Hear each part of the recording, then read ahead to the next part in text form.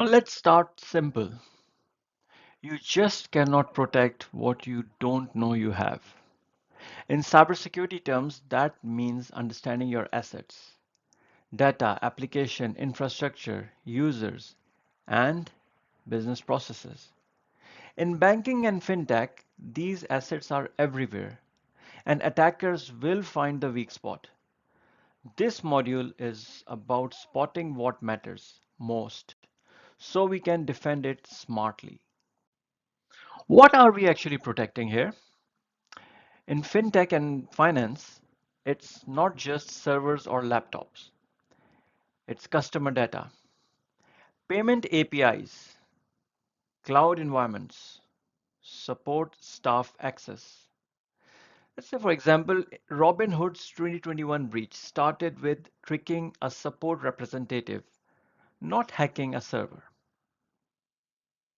Or Monzo, who had to reset personal identification numbers after they were saved in the wrong place, even though no hack happened here as well.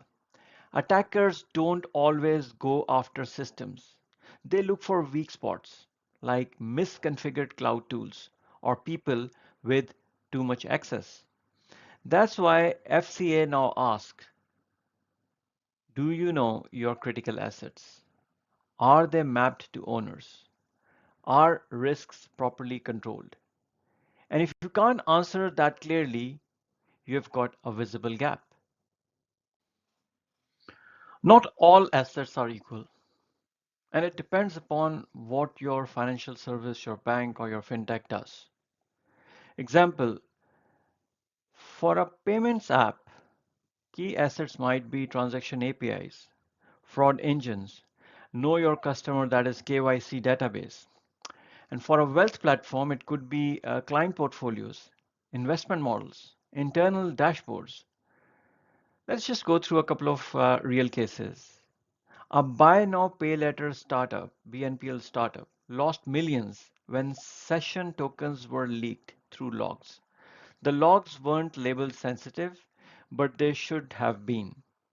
A crypto wallet company had its roadmap leaked, not via hacking, but through a stolen Slack backup. So we need to ask, what if this asset is leaked, deleted, or misused? That's what regulators care about. Not just what data you have, but whether you understand its risk. Now that we know what assets need protection, let's talk about how to protect them in a structured way. Start by identifying everything critical to your business, not just digital systems, but people, credentials, and physical devices too.